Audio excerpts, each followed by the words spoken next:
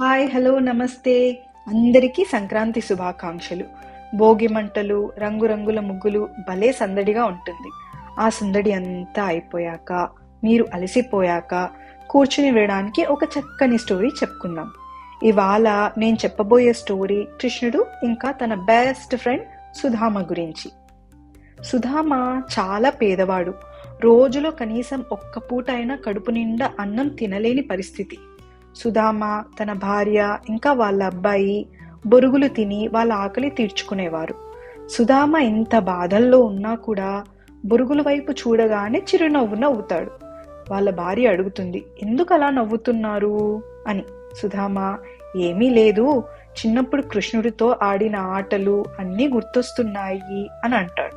అందుకు వాళ్ళ భార్య, మన దగ్గర ఇంకా తినడానికి ఏమీ లేవు, మీరు ఒక్కసారి మీ ఫ్రెండ్ కృష్ణుడి దగ్గరికి వెళ్ళి ఏదైనా హెల్ప్ అడగండి అంటుంది.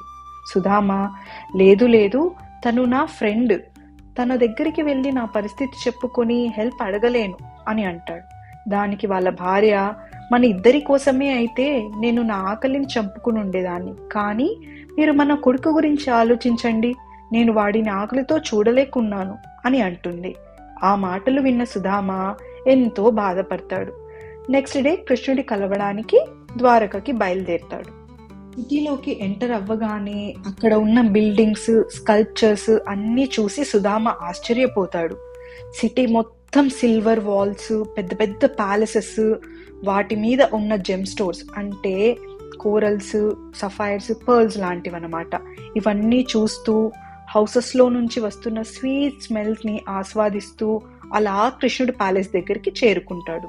అక్కడ గేట్ దగ్గర ఉన్న గార్డ్స్ సుధామని చిరిగిన బట్టలతో ఉండడం చూసి వాళ్ళ చేతిలో ఉన్న స్టిక్స్, స్పియర్స్ తో ఇక్కడి నుంచి వెళ్ళిపో అని అంటారు.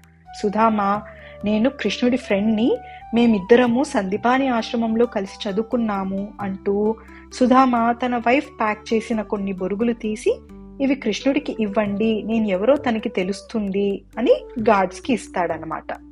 కృష్ణుడు అప్పుడే లంచ్ చేయాలని కూర్చుంటూ ఉంటాడు. అంతలోనే లోపలికి వచ్చిన గార్డు చేతిలో ఉన్న బొరుగులు చూసి గార్డు నోరు చెప్పేలోపే ఏమీ ఆలోచించకుండా కృష్ణుడు గేట్ వైపు పరిగెట్టుకుని వెళ్ళిపోతాడు. సుధామని చూడగానే కృష్ణుడు గట్టిగా హక్ చేసుకుంటాడు.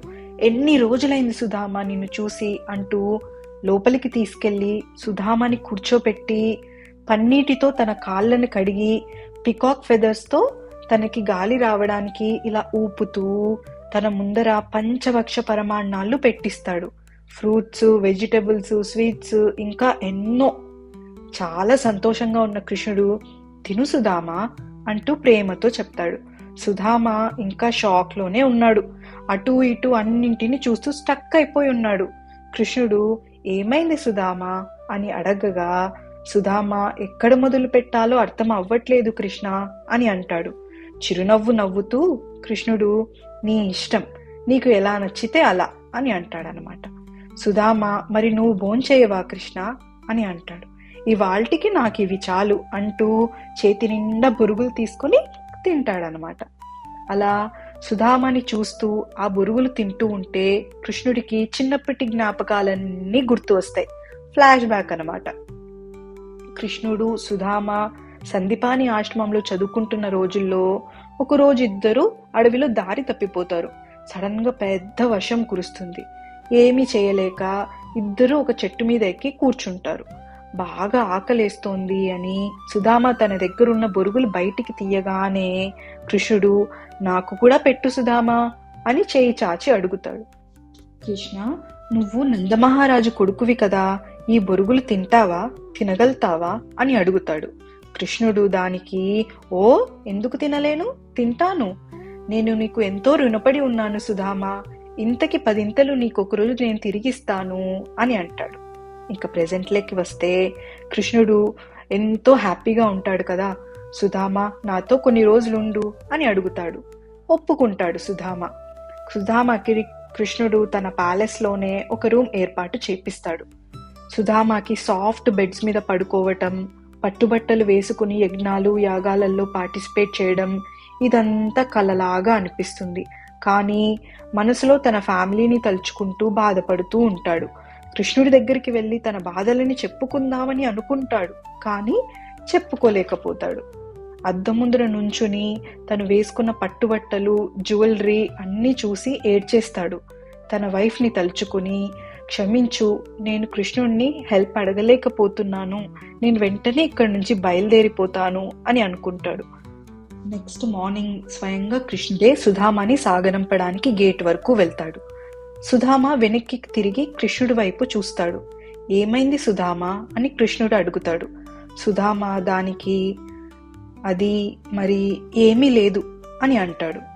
ఏమీ లేదా అని కృష్ణుడు అడగగానే మళ్ళీ సుధామ ఆహా ఏమీ లేదులే అని చెప్పి వెళ్ళిపోతాడు. ఇంటికి వెళుతున్న దారిలో సుధామ తన భార్యకి ఏం చెప్పాలి, ఎలా నచ్చచెప్పాలి అని ఆలోచిస్తూ బాధపడుతూ వెళ్తాడు. దగ్గరగా ఇంటి దగ్గరగా వెళుతున్న కొద్దీ అంతా కొత్తగా కనిపిస్తుంది సుధామాకి.